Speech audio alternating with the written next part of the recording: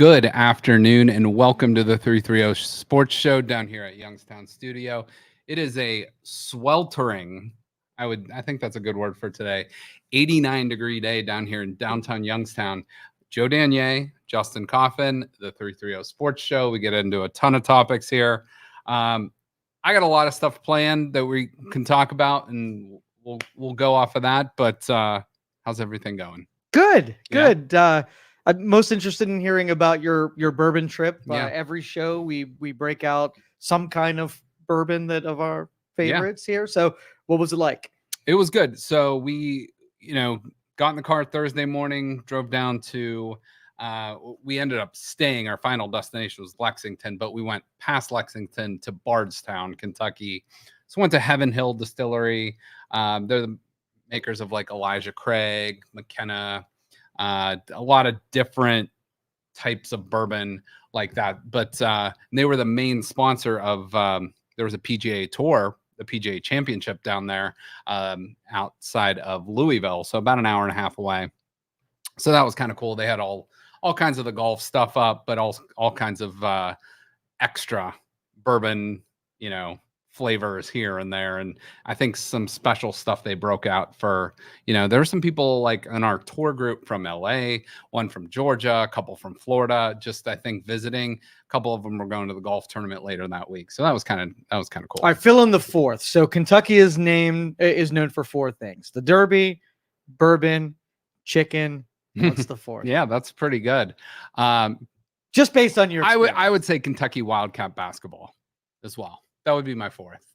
So right. I like the chicken. I wouldn't have got to that, but they do have like a really famous hot chicken type place. Didn't make it there, but I got chicken and waffles this weekend at brunch. That is a good combo. Really, really good stuff. All right. So. Speaking of PGA. Yeah. Story of the day. I don't know if you have this in your slides. Oh, I do. It's the leadoff topic. Well, let's get. Oh, by the way, first thing, because I actually golfed this weekend. It was way too wet on Friday. We kind of got rained out. Saturday morning we went golfing. First time of the year for me. I am like a 5 to 6 time a year golfer, mostly outing, stuff like that. And usually by like outing 4 or 5, I start getting pretty good. But the first couple times, not so good. I ended up shooting, I believe, 49 on. We only played 9 holes because we actually had to walk because it was so wet that you couldn't drive on the golf course. But I had 2 pars. I had a couple chances. I had like 2 opportunities at birdie. So for the first time out, that was good. But I will tell you, the most pressure that I felt in most sports, even that I've played, is walking up to that first tee. We were the 3rd group out on the day at 8:00. And there's about a line of 20 people behind you, 20, 30 people, and they're all watching you on the tee box. Keep in mind, I have not swung a club the entire year. I haven't, not since last September. Haven't gone to the range, haven't played Top Golf, haven't done any of that. And I am proud to say I hit it about 225, 230 yards with a 3-wood. I was intimidated to break out the driver, but 230 right down the fairway, first drive. So see, my play would have been I like my 2-iron and my pitching wedge. Yeah. Whatever it takes to get away from that crowd is what I would use. So if I have to pitch 100 yards, I'm doing it, baby. Exactly. Yeah. As long as you're not topping it or chunking it the first time, it's a weight off your shoulders. So I was good. The first slide I have up, though, we'll get to that one, is would be more of a Jeopardy question. Golfers typically shout this 4-letter word after a poor shot. Joe, can you fill in the blank? What is blank? 4. I was thinking of another F word, but F4. But we'll go with fudge. 4. We'll keep it clean. Yeah, fudge. Yeah, so, 4 is a good one, though.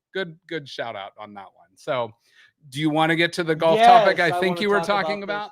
So, the first thing I want to say, though, is unfortunately there was a tragedy that occurred that caused this event. So I do not want to make light of that. However, this was kind of a funny sequence. And like, I woke up Friday morning, got the alert on my phone. I was like, holy hell, what happened here? So we're not talking about like just some run-of-the-mill professional golfer. We're talking about the world #1 golfer being arrested on day 2 of the PGA Championship at Valhalla, which is right outside of Louisville. So, what's your thoughts on that before I get into like the story? Well, I was most impressed that he stayed in the golfing mindset and did his warm-up routine while in a jail cell, thinking he might just make it. Yeah. So, I mean, I kind of went in blind, like to this, and then I did a little bit of research,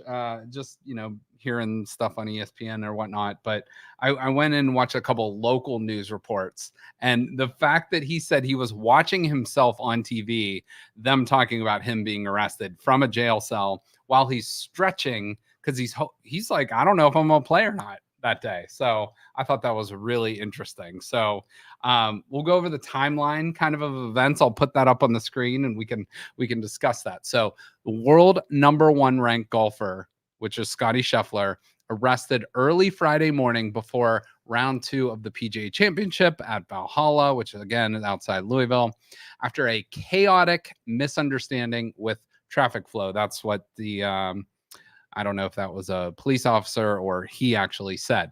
The reason for this chaotic scene, again, a tragic death of an individual that was struck in traffic. So here is the timeline of events. 6:01 a.m. He's driving up. He is detained. He tries to go, bypass this. 7:28, he's booked. 8:40, he's released. 9:12, he arrives at the golf course because one of the club owners somehow figured out a way to get him out and take him right to the course. So we're talking, he is released, and then in 32 minutes, he's at the golf course. That's pretty impressive. And then at 10:08 a.m., so he gets there, not even an hour later, he tees off and he shoots a 66. A 66. So that's an unbelievable score for anybody, and this was actually a Jack Nicklaus course. It's kind of inspired a little bit after the Memorial, a little bit after Augusta, but to go out and shoot 66, I don't care what everyone else is shooting, after being arrested and like released from jail an hour previous, is amazing. So what say you? No, I think it's amazing what I've seen, and it's just such a weird world to be in. Yeah. You have a golfer who maybe wins a championship from a jail cell. You have a political candidate that might be president from a prison cell, and you have another president who might be president from a morgue. You just never know what's going to present itself. And you got a New York Jets starting quarterback that was a potentially vice presidential candidate. So it's a good state. It's a weird state. I love it though, because the news is awesome. Our country is the best and the worst all at once, mixed up. It's a but possibility. Interesting. Like you ask young Justin if that's even a possibility. Get arrested in that morning and play golf in the afternoon, or not even the afternoon. It's like morning. You'd be like, no, that's a done deal. Yeah. Well, first of all, I don't love golf as much to get out there after being arrested. I'd be like, oh, shit, I just want to go home. But world #1, he ended up shooting 67 the day before. 66 was his best score of the weekend. Actually, I take that back. He shot a 65 on last day, but the day after he shot a 73. So I wonder if he kind of like the adrenaline kind of came down and he was like, damn, that was a wild day. Took it out of him a little bit, which what's the jail version of jet lag? Because that's what it was. Exactly. Yeah. You like you take those trips or whatever, or like you do something exciting. It's like you can survive that day. It's the next day that sometimes bites you in the ass. So the memes I saw, like I didn't know anything was going on. I kept seeing these free Scottie things in his jumpsuit and whatever, and I have no idea what was going on. I know it became a big national thing. He is a really likable guy. He's younger. He's like a family man. He just had a daughter, I believe, not too long ago. He's one of the most likable, if not the most likable player. And not to mention, he's the best player right now in the world. So people are going to have his back. You know what I mean? So it's one of those things where it's like this, like if you could see maybe John Daly getting arrested, or certain people, like as much as we love Tiger Woods, like wouldn't put it past him, like with some of his prior incidents and stuff like that. But it's like Scottie Scheffler, no way. That can't be a real story. What is this? The Onion or what is this? So isn't this about the time in Brown's season for somebody to get pulled over going 100 miles an hour and go to jail too? That was the old Browns. Oh, all right. This is the new culture. We're of in the Andrew Barry, Kevin Stefanski, no nonsense era. Right. So yeah, and they actually have teammates that will hold them accountable. Mm-hmm. And that's another thing about golf too. I mean, you have your people around you, your publicist and I'm sure your family and some friends, but golf's an individual sport. So if you're going off and like, hey, you might want to take it easy the night before, or maybe have a good meal, go to bed early. Like with some of these guys, maybe that's not the case. And obviously that wasn't the case with him, why he got in trouble. But let me ask you this. What do you think the repercussions, if any, will be for the police officer involved? I don't quite understand what even went down. So give me a little explainer. So what I understand, this is just my understanding of the situation. I don't believe they've released the body cam footage. No, it's not like there was like a violent act that took place between these two, but apparently Scheffler, and again, it was let me make sure, a chaotic misunderstanding with traffic flow. So earlier, and again, don't want to make light of someone passing away. So I believe it was someone that was like crossing the road and was struck by a vehicle and ended up dying. They had to like do stuff with traffic flow. It's a crime scene, whatever. And so they were rerouting, so we're talking like reporters, probably vendors coming in for the golf that day, obviously the golfers. But I can speak from previous experience at the Memorial, and I believe the tournament up here they used to be up at Firestone in Akron. These players would have individually marked cars, whether they were driving or had a driver of their own. And it would basically say like Memorial Tournament or Akron Firestone. And it would all be like pretty much the same type of car. Usually a car dealership would sponsor it. And then, like the police officers or security would know, let these guys through. It's like these guys are playing. And I mean, how often do you have a situation like this where, at 5 whatever in the morning, you got to reroute people because of an accident and stuff like that. So he was displeased that he was being treated like everybody else in line, and he didn't get. I think he was trying to go around the traffic and be like, hey, let me through. I got to tee off in a couple hours. I'm going to get my normal stretching in, my normal like pre-round routine, stuff like that. And little did he know that pre-round routine and stretching and all that would be in a jail cell, like rather than actually at the golf course. So yeah, to answer your question, anybody that has an off-road vehicle, fantasizes about the moment where they could go around that traffic flow and get away with it. And so I think I'm in support of what Scottie did, and he probably should have gone further. Yeah. As long as he didn't physically injure anyone, didn't break any actual laws. And I think this is going to be one of those things that gets thrown out. Makes for a good story. The cop's okay. He was just doing his job. And to Scheffler's credit too, and when he did his press conference, the man that passed away, his last name was Mills. He said, this shouldn't be about me. This should be about Mr. Mills. Like, imagine what I'm going to be okay. Like, I had to, golf a little later. I didn't get my normal routine in that I normally do. Maybe he didn't win a tournament that he could have won, but that guy's family doesn't have him around anymore. Right. So that's like we're talking little apples and oranges here. So, at the end of the day, that's what's more important. But this was one of the most interesting stories. In golf, you don't have a whole lot of, it's normally buttoned up and, a little bit more close to the vest. Yeah, there are very few besides John Daly that aren't in the grain, really serious people. Oh yeah. You're not wrong. You're not wrong. And there's that meme of Tiger Woods and John Daly, and John Daly's smoking a cigar wearing his colorful outfit, and Tiger Woods is like all like ready to go. And it's just like, contrast. It's just the contrast. Yeah. And it is what it is. And that's kind of what makes golf great, because you do have a couple guys that like really, I mean, we're not talking Happy Gilmore, but we have some Happy Gilmore-esque characters on the tour, whereas more of them are Shooter McGavin like buttoned up, so I don't know. Good story. I got a question for you though. Yes, sir. And I do not pay attention to golf in general. Yeah. And that league that started in like Saudi Arabia Live.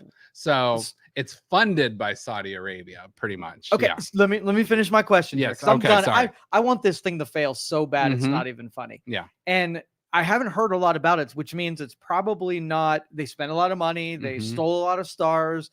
They burned a lot of bridges. How's it doing? Well, that's one thing. I don't think like it has a ton of ratings. You know, like there's a lot of guys, you know, John Rahm just signed. There's you know, Bryson DeChambeau. There's all these big names that have gone the way of live golf. They can golf at these Masters, or I'm sorry, these major tournaments like the Masters, like the PGA, like the British Open.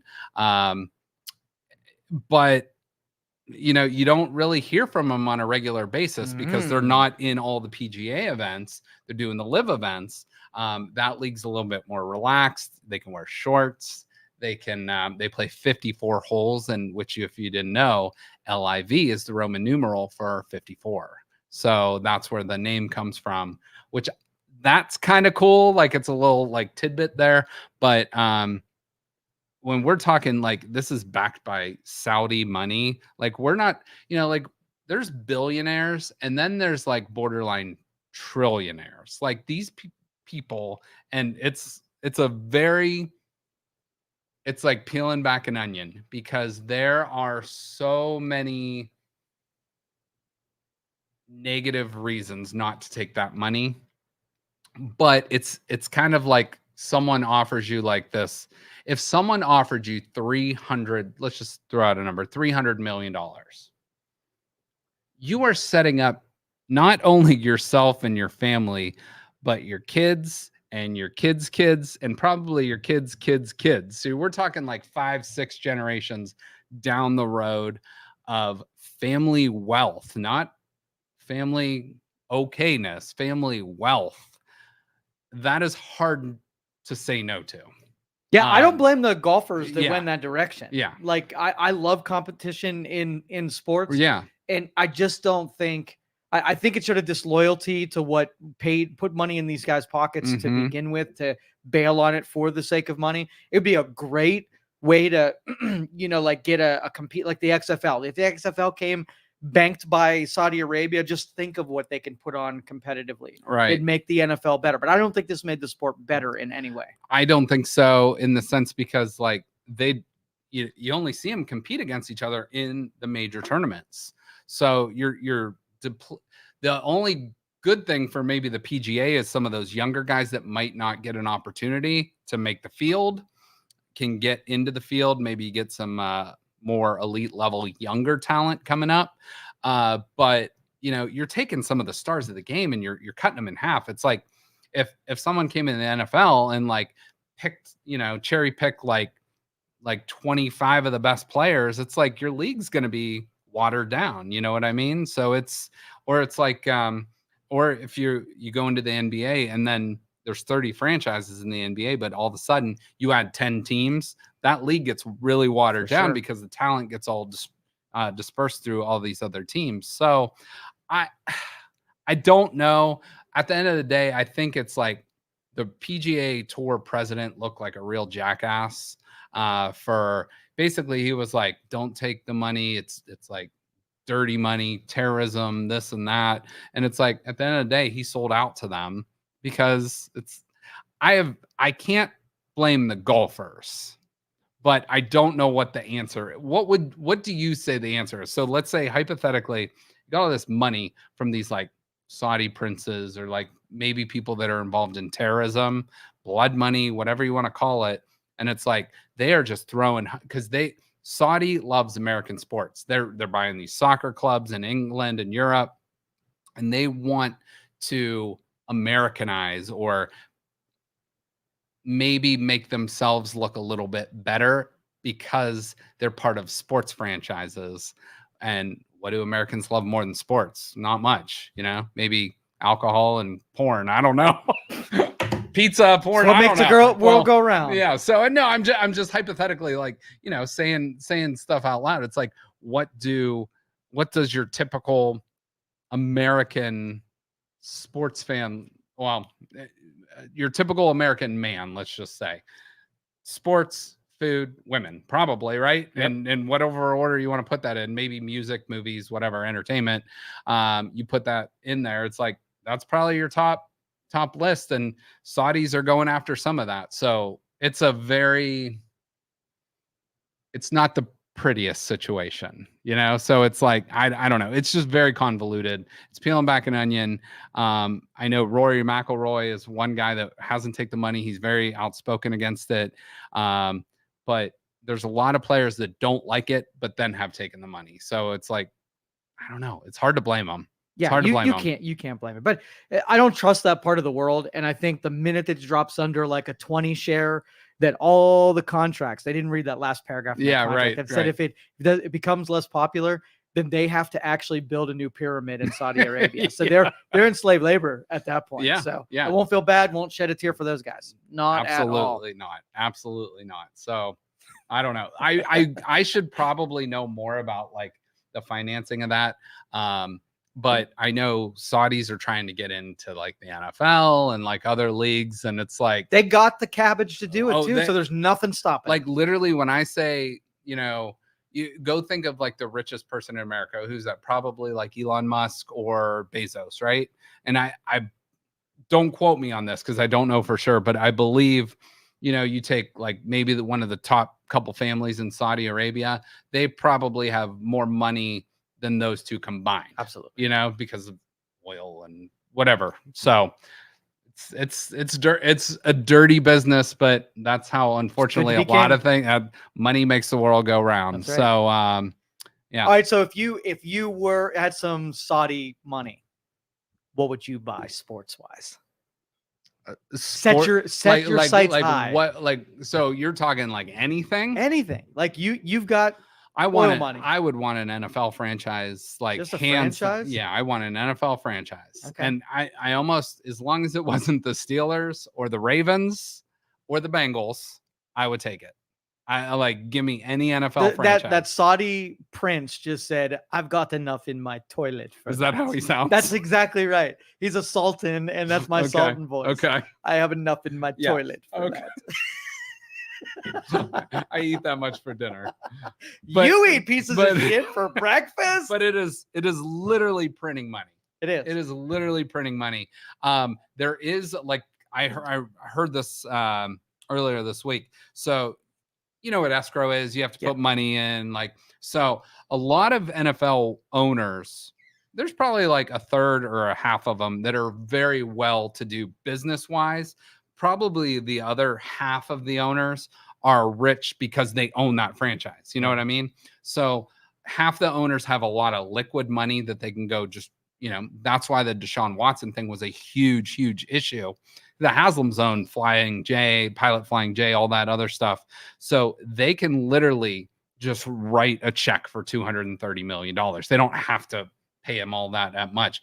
But you go down 71 South in Cincinnati, the Brown family is rich because they own the Bengals. They don't have a lot of liquid assets. So they have to put, I think Joe Burrow signed for about 215.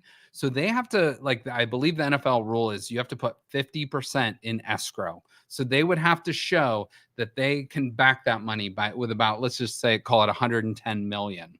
So they have to put that in an account to basically say, we're good for the money. So that's why a lot of NFL owners were pissed at that contract, because it's guaranteed money. And it's like, we don't have that. They might have to take out a loan or do something to pay those players. Well, and I think when the Browns franchise, when it was purchased, he got such a great deal on buying that team. Like, he made billions on what the franchise was valued at. For sure. And so I think you're right. Like, when you start taking and comparing like the Yankees versus the Indians, like if they set a standard for spending cash, and then your franchise is like, what the hell are we going to do? We can't support this. Well, baseball's a whole other entity with like money and the way it works, because baseball's a little bit dirtier in the sense of like, a lot of owners don't spend money, but they know they're going to make money because there's revenue sharing and stuff like that. So they're not spending a whole lot on their payroll. The NFL, there is a salary cap, but there's like a minimum you have to spend as well. So all the NFL teams, and that's why the NFL is so good, because parity is like the teams are set up to go 8-8 or 8-9 or 9-8 now.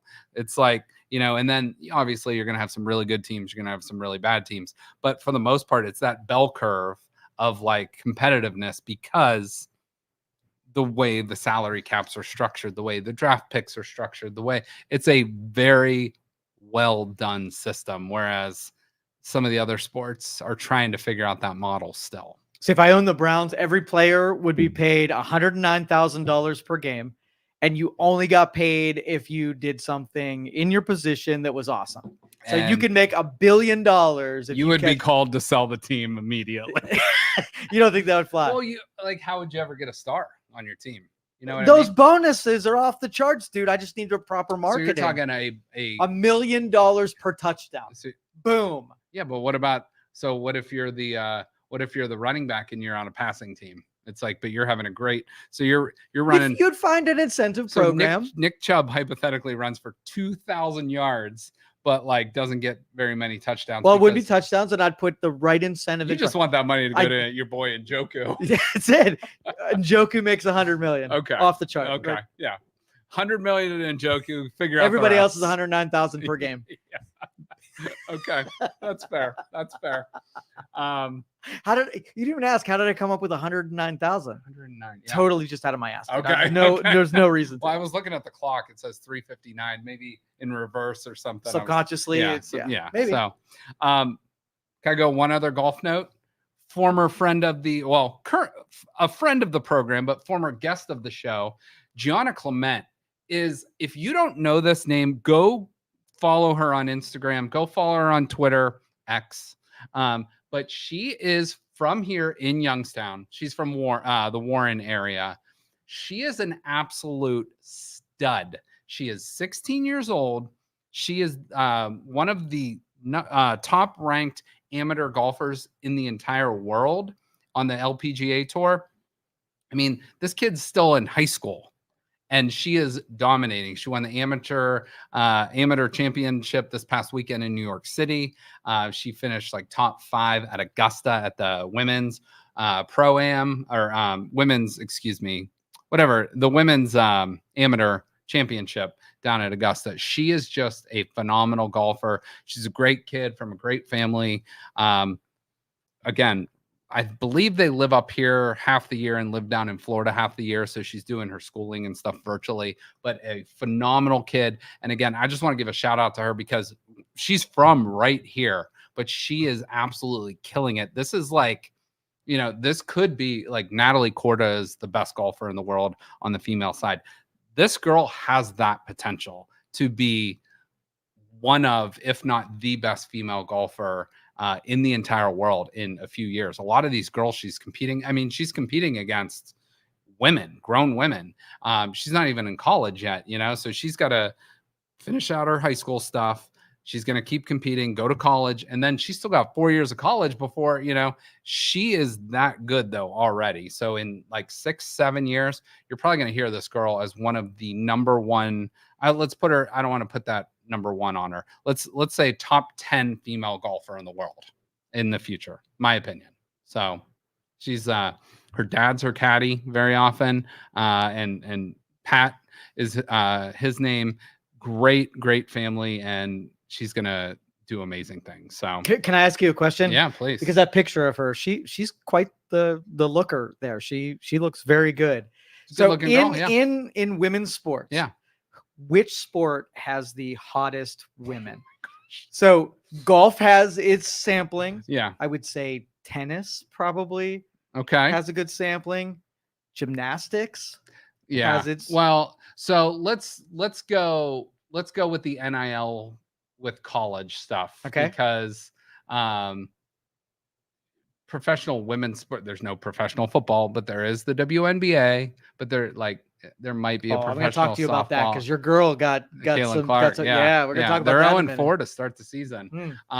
But in women's sports, let's just use the college level. Okay. So I would have to say, probably gymnastics, because they are literally dolled up for their performances. That's number one for you, gymnastics.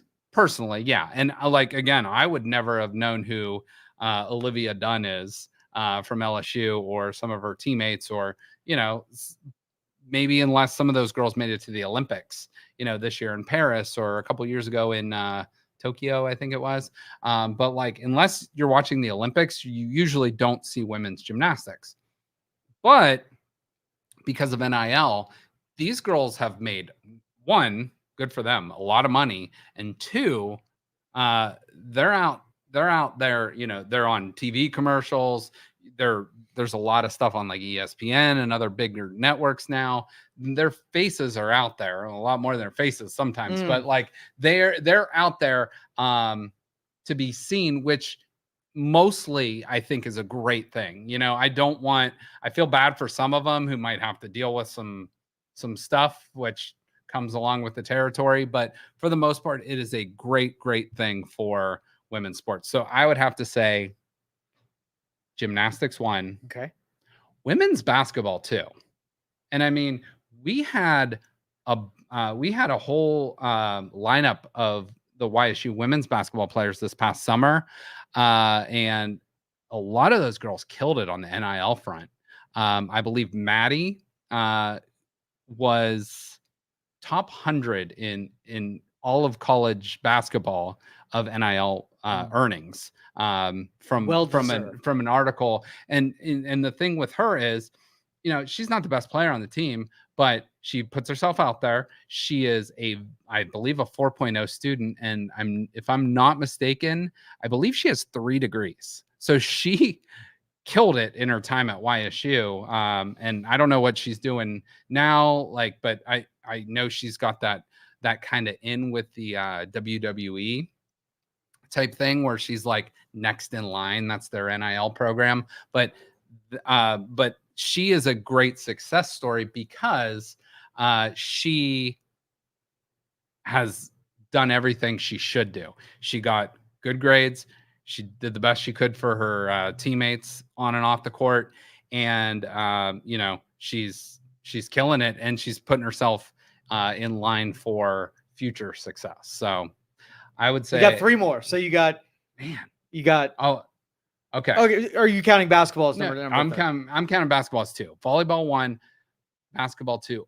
Probably. Oh no, you said gymnastics. Gymnastics 1, basketball 2, volleyball 3. Okay. Beach volleyball. Well, I don't ever see beach volleyball as a college sport. I'm sure it is on the coastal schools, especially out west.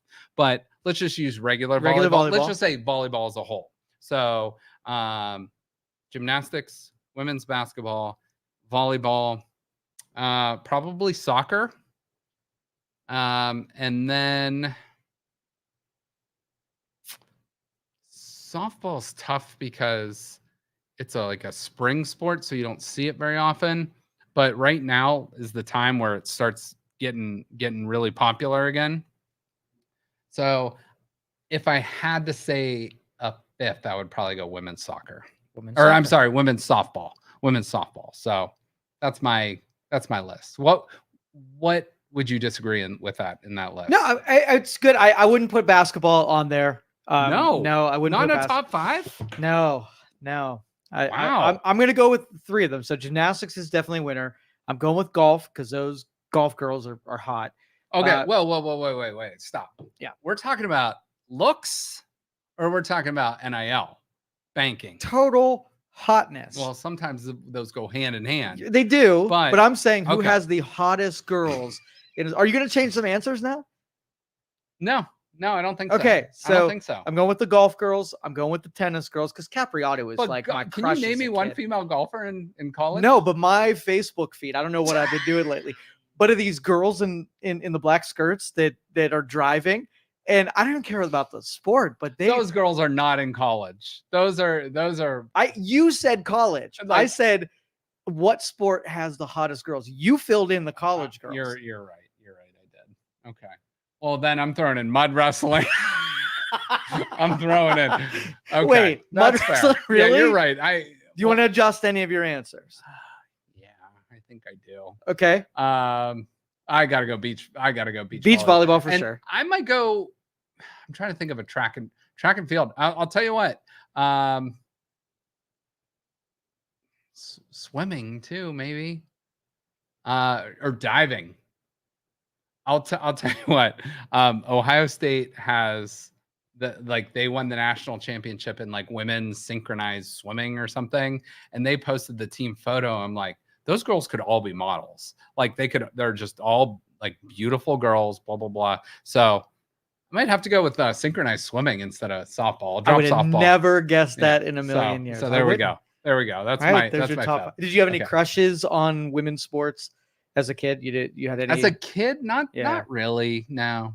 I mean, I kind of just like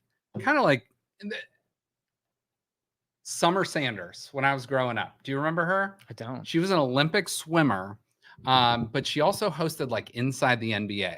I just thought she was like the coolest, and like as an early teen, I thought she was pretty good looking. So Summer Sanders was probably one that sticks out for me as a no pun intended, as a former crush, as a young gentleman. I'm trying to think if now you look at some of them, it's like, my goodness, just like you see, I'm trying to think of her name. She was married to Darren Waller and she just got divorced, but Kelsey Plum, like what she wears to the pregame, you know how like NFL guys or NBA guys, they come in wearing these crazy outfits. Like she came in with just this insane outfit, and it's going to draw some attention. Cameron Brink's another one. She just got drafted in the WNBA. She is like legs that in the 1800s men would start wars over. It's like she is well put. She has like a Cameron Diaz look to her. So that's I didn't know we were going down this route, but yeah, that's where. All right, let's talk about your girl Caitlin, because we didn't have a good start. A lot of fanfare about the draft pick, lots of talent, and lots of struggle right off the get-go. Yep. So what's I'm gonna compare Caitlin Clark to the middle of the 2010 Browns. So where did the Browns always pick at in the draft? Very high, right? Very high. Because why? Because they lost the previous season. They lost badly. A lot of games. They were a bad team. So this is a young team, and I'm not watching a ton of Indiana Fever game. I've seen a couple highlights here and there. I saw she sprained her ankle last night, but came back, and they almost pulled off a win and lost. So Caitlin Clark is a really, really great basketball player, but she's still not physical, not as physical as some of the other girls. She's a shooting guard. She can do all this other great stuff, but she's going to get bodied by some of these more physical players in the WNBA. So, and just like anything else, it's like, there's like this bell curve. I feel like that's the second time I've used bell curve today, but like, it's like when you start off and you're usually like, you got a lot of youth on your side. You're usually really athletic, and then you start getting better. And then you hit, we always hear, the peak of your sports career. And a lot of those peaks are like mid to late 20s.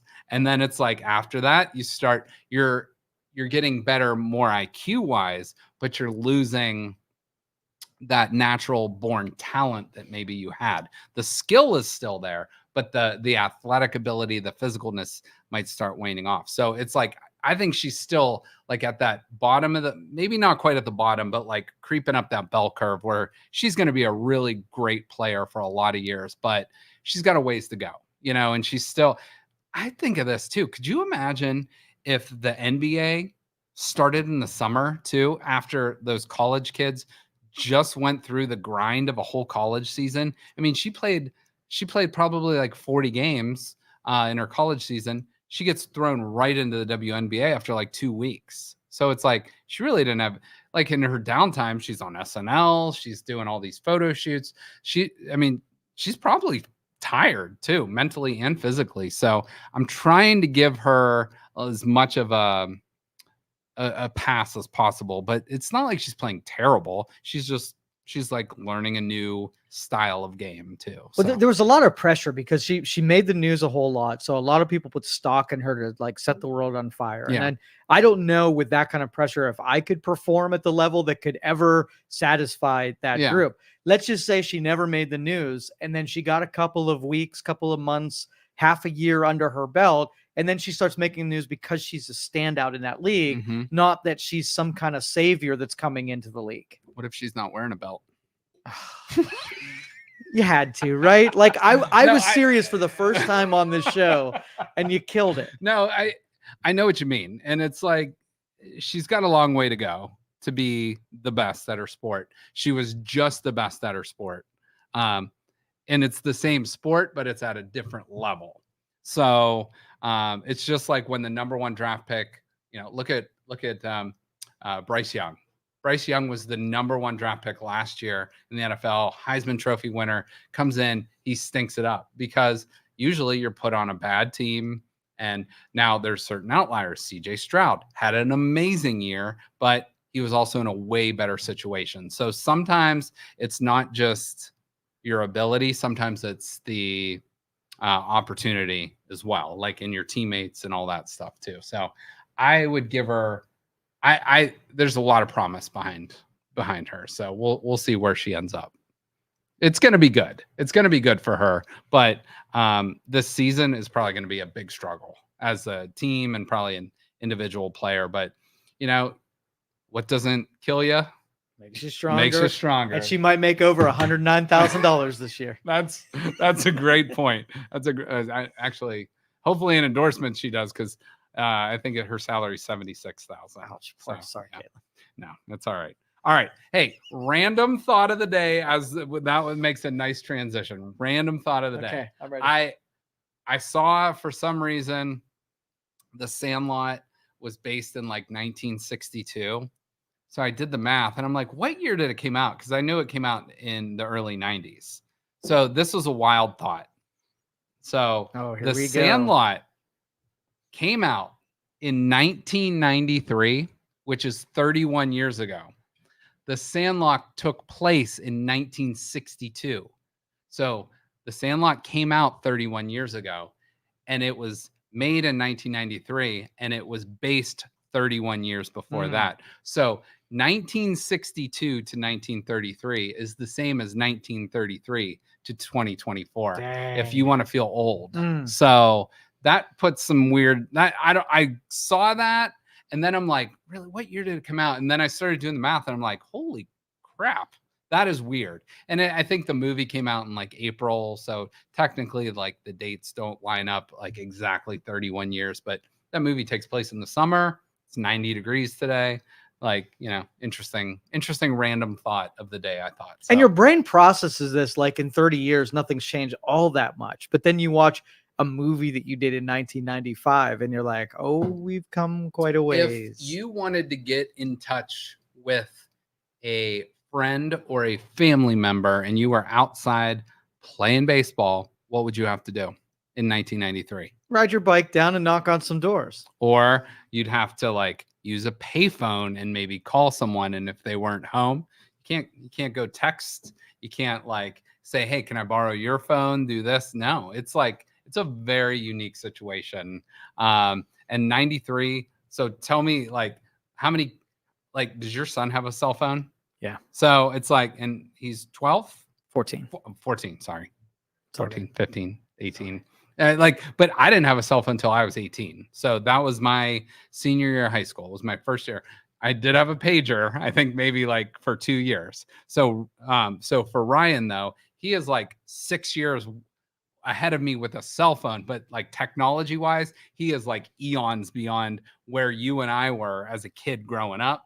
It's like, because that's just the way life is now. So I don't know, weird random thoughts of the day. So yeah. No, I'm with you. Like I take those gut checks every once in a while, and how much younger those experiences are coming to kids. Like, your first Playboy magazine versus today's hardcore porn, right? It's a different different dynamic. That's like what the second or third porn reference on the show. You started tonight. the porn. You're thing, right. though. You're right. Yeah. But Playboy was a thing that you did. Like I would say 13 or 14. Everybody had the Playboy mag that they heisted from somebody. You read it for the articles, right? 100%. It was so like there was stories in there. What was that called? Like to the editor, Playboy. What I forget. I don't know, Joe. I was looking at the pictures. I couldn't read. I never learned to read. No. Yeah, probably that sounds right. We'll ask Jennifer Walcott, who was again girl from Youngstown, has been on the show before, but a lot of people would say, back then, oh yeah, just checking it out. You knew what they were doing with that. Like why doesn't this one even open? So speaking of things that are hot right now, okay. How about the Cleveland Guardians? See what I did there? I saw that. 4 in a row, 31-17. They are the 5th best team in ERA right now in baseball. Batting average, not very good, but they're scoring a lot of runs somehow. But they are, we take a look at like their team leaders. They're doing really well, especially with Stephen Kwan out right now. But Emmanuel Clase, every single fastball he's thrown this year has been above 95 miles an hour, with most of them above 100 this year. So they are just really killing it. But we're not going to spend a whole lot of time on that, but I do want to ask you about this logo. So the Cleveland Guardians had like these City Connect jerseys that came out, and you can see on the bottom there. And if you're not familiar with the Guardians, the reason they're named the Guardians are these Guardians of the, I forget the exact name. It's like the traffic or whatever, but it's on the bridge right across from Progressive Field. And they're actually really impressive.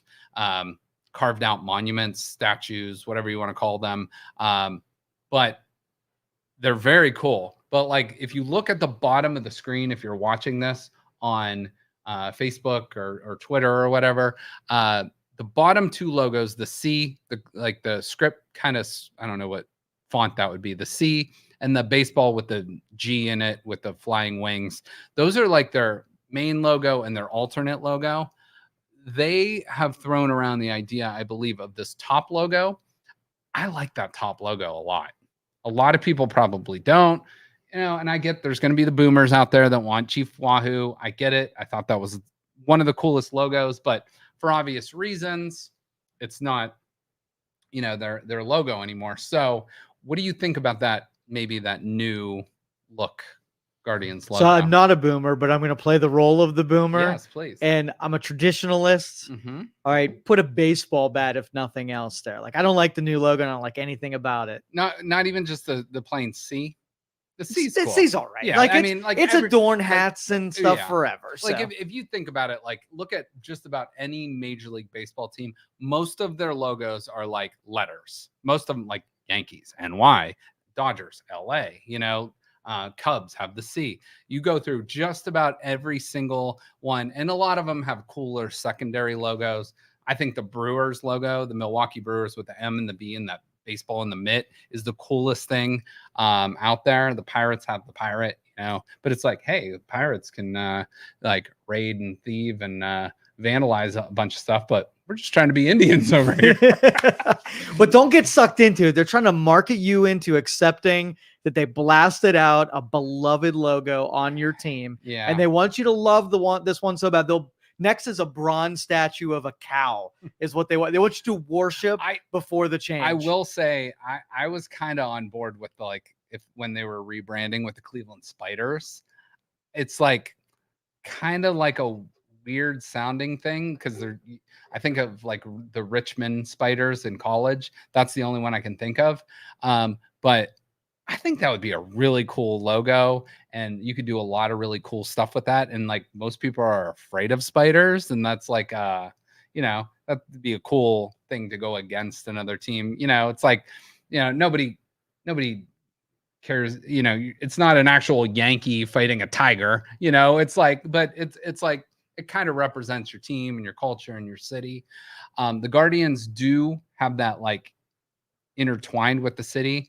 I know a lot of people hate the new logo and whatnot, but it is what it is, you know. So what are they guarding? Like they're not guarding the galaxy because that's trademark. It's the Guardians. I believe it's like a traffic or the highway or something. If you can look into, see, it's like holding like, and it's almost like holding like a little wagon or something. So when these were made, I'm sure. So you think Guardians of the Traffic are a really good name for a baseball team? It's like, does that make sense to you? Is that what we're known for? The Guardians of the Traffic? We don't put of the traffic. Oh, what is it? Guardians of Traffic? No, I will go with the making sure just the Guardians, Joe.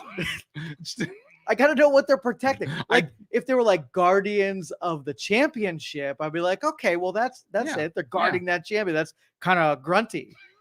But it's not that. No. You said Guardians of the Traffic. Well, I believe that's where the original statues come from, because it's on the bridge. Okay. So, but it could be Guardians of whatever you want.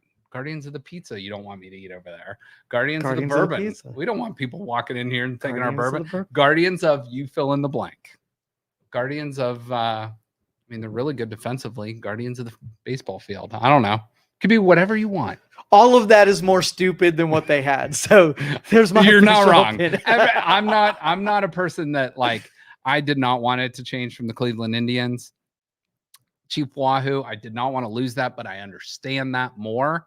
But it would be cool to see like a throwback of like with Chief Wahoo, but I know they probably won't do that. But at this point, it is what it is. Well, maybe they should. Maybe they should change the name every couple of years, and they'll be the Guardians of keeping the name the same. Oh, by the way, like, and not to get into like too much crazy talk here, but I told you I was in Lexington this weekend, which is the University of Kentucky. They also house another university there, the University, or it's called Transylvania University. Transylvania. You would think they'd be like the vampires or something. I don't really actually know what they are, but on their scoreboard, because we like where we stayed was like close to like their baseball field. It just says Transy on the top of their scoreboard. I'm like, maybe the marketing people should have. Are you sure you want us to send this to production? Are you sure? So yeah, you really want to think some stuff out before you press the print button. Or yeah, but send. The thing is, when the name came up, it was probably an accepted vernacular. Like if people understood, like even when we used to refer to the transmission as your tranny, like when you throw the term around, and nobody thought that you had, a tranny in tow. Yeah. By the way, I heard the Transylvania baseball team is undefeated at night and just gets their ass beaten the day too. So you had to. Speaking of the Guardians, I want to ask you about this guy. What's your thoughts on him? Who's Francisco Lindor. Remember him? I do. Remember Lindor? Blondie. He's a fan favorite for so many years, but couldn't agree to sign him on a long-term contract. Gets traded. He has not played very well since going to the Mets. So there was a whole thing of like, should we boo him? Should we cheer him? I'm like, I have good memories of the guy. It's not my money, but if you think about it, if they would have signed him, probably wouldn't have signed Jose Ramirez. They wouldn't have their star second baseman Jimenez. So it's like this ended up being a good trade for the Indians / Guardians. Let's just say Cleveland. But I don't know. It's like you can think whatever you want, but at the end of the day, I loved him as a player. So Cleveland teams in general are just so loyal to the players. Mm-hmm. So when that breakup happens, when you lose a player that's beloved like that, it's really hard on the fans because it's not that we hate them. We just don't want to ever see them play for a team that we're going to ever face. Joe Hayden was one of those. We're like, I loved him as a player, but it makes me sick watching him in a Steelers uniform. I'm telling you, Bernie as a Cowboy. I know. How weird is that? I think he might even play for the Dolphins too. And it's like, LeBron obviously with the Heat initially. I really don't care about with the Lakers as much because that was post Cavaliers title, but except for OBJ, he's gone. I'm glad he can go play. I was really happy when we got him, but I was happy to see him leave. It was done. Look at these transitions you're doing, because guess what we're going to talk about for about the next 5 minutes before we close out the Cleveland Browns schedule. Okay. So we haven't done a show since it was released. But the Browns schedule was just dropped. And they open up. We knew they were going to open up against the Dallas Cowboys. That's great. They go on the road week 2 at Jacksonville, back home against the Giants, at the Las Vegas Raiders. I kind of want to make a trip out there. We'll go visit our buddy David Perico, who does the music out there for the Raiders, at the Commanders, at the Eagles. So I see 3 away games there, week 4, 5, and 6. And you're also playing the entire NFC East in the first 6 weeks of the season. You got and you don't even play an AFC North team till week 7, Cincinnati. Then you got Baltimore, then the Chargers. So you play 3 road games and 3 home games. Then you're on a bye. So the Browns won't leave Cleveland for a month. That's really nice for them. Then you're at the Saints. Oh, by the way, the bye week right in the middle of the schedule. Love that. That's perfect. Yep. Last year the Browns were pretty banged up early, but it's like, if you're gonna pick where your bye week is, you probably want it in the middle of the season. Just my guess. At New Orleans, that's kind of a cool game there. Then you're back home on Thursday night football against the Steelers, at the Broncos Monday night football, at the Steelers. So you're playing the Steelers twice in 3 weeks. Then you got Patrick Mahomes, Travis Kelce. Maybe you get Taylor Swift up here in December against the Chiefs. At the Bengals Thursday night football. You got the Dolphins at home on Sunday night football. So the Browns have 4 primetime games this year. Looks like 2 Thursdays, a Monday, and a Sunday. So that's pretty cool. And then to close out the week, that game might mean everything. It might not mean anything at all, but against the Ravens. So I'll keep that up there for a minute. But thoughts on that schedule? I mean, we're in May. I get it. But it's like, what's your just initial thoughts on that schedule? I like that we have a couple of weeks before we start hitting our division. Like if the AFC North comes later, the better for me. And I like get the road games out of the way, although those are going to be tough early on in the season. But then you have that nice stretch at home. So I like it. I think it's nice and balanced. I like that. I think the early portion of the schedule is very important to get off to a good start. But again, we're basing these teams off of last year. It's like a lot of teams, it's like from year to year, things change a lot. There's obviously the Chiefs are very consistent. They're good every year, but they have great quarterback play. Just by looking at that, if I were to say how tough our schedule, I would say we're in the mid pack. Based on last year's win percentage, the Browns have the toughest schedule in the Seriously. NFL. However, like I said, things can change. Right. And it's like they're one of the toughest just because you play. I mean, the AFC North, every team had a winning record last year. And you play them 6. Yeah. The Bengals were 9-8. Steelers were 10-7. And the Ravens were 13-4. So it's like right there. That's going to make you right towards the top. I think it was like the Browns 1, Pittsburgh 2, Ravens 3, and then Cincinnati was like 12 or something like that. So it's like just being in the AFC North makes your schedule that much tougher. Right. So yeah, so it is what it is. And then real quick, NBA playoffs. The conference finals will start tonight. The Celtics and the Pacers. The Celtics have had a great. They are the leprechauns, as my daughter calls them, but they have had a really nice stretch of luck going. Donovan Mitchell out, Jared Allen out, Jimmy Butler out. They don't have to worry about Giannis Antetokounmpo. On the other side of the bracket, all the Knicks got banged up. So they've had an easy run. The Mavericks and the Timberwolves, great matchup there. I think that's going to be a lot of fun to watch. So we will see how you go. But there's your NBA Final Four right there. And just as we scripted it, Minnesota, Dallas, Indiana, Boston. Everyone knew Boston was going to get there, but your defending champ, Denver Nuggets, are eliminated. They are out of the playoff hunt. And these are probably the 4 best players left in the playoffs. So you got up top left corner, Anthony Edwards of the Timberwolves. You got Jason Tatum. You have Luka Doncic, and you have Tyrese Halliburton. At least those are the 4 best players on each team. And you can argue who 5 through 8 are. But Anthony Edwards is developing into a star. Jason Tatum, to me, kind of a fake star.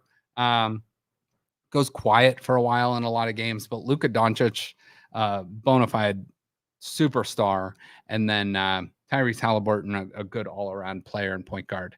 Now, real quick, last thing I want to bring up, reckless speculation.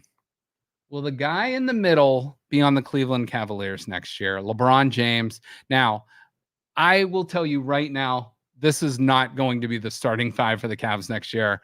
Either Garland or Mitchell, one of those two will not be with the Cavs next year. And I think also I think Jared Allen, has a good chance to not be on the Cavs next year. So reckless speculation, Joe. I just want a yes or no. Well, LeBron, come on, give me words. Give me more words. No, you can. Will LeBron James play for the Cleveland Cavaliers next year? Yes or no? And then not on the court. I think he's going to be involved to get his son involved, and that is it. Okay. If he has to be conditioning coach to get his son on that team, he'll do whatever it takes. Okay. All right. So we shall see on that. Quick note, Donovan Mitchell is signed through next season. However, the Cavs do not want to lose him for nothing. So the thing with the Cavs offseason plan is your number one job is to sign him to a long-term extension. If you can sign him to a long-term extension, you build around him and you build around Evan Mobley, and then you figure out Darius Garland and you figure out Jared Allen. If not, then you have to build around Darius Garland, trade Donovan Mitchell, see what you got. Darius Garland makes about $39 million, but he is signed through 27 and 28 season. Jared Allen making about $20 million a year. That looks like an absolute bargain right now. It's crazy to say $20 million is a bargain, but he is signed through the next 2 seasons. And then Evan Mobley still on his rookie deal. So he's going to end up signing long-term with the Cavs, but that is sort of their core 4. And I lied. There was one more final thing I want to show you. Final thing. PSSSS.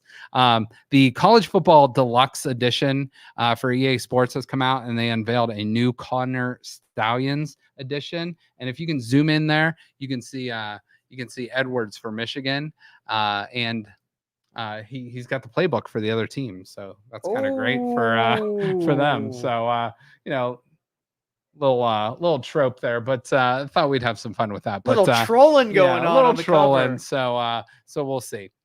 Oh, I do have one more. One more thing. PSSSS. This will take 10 seconds.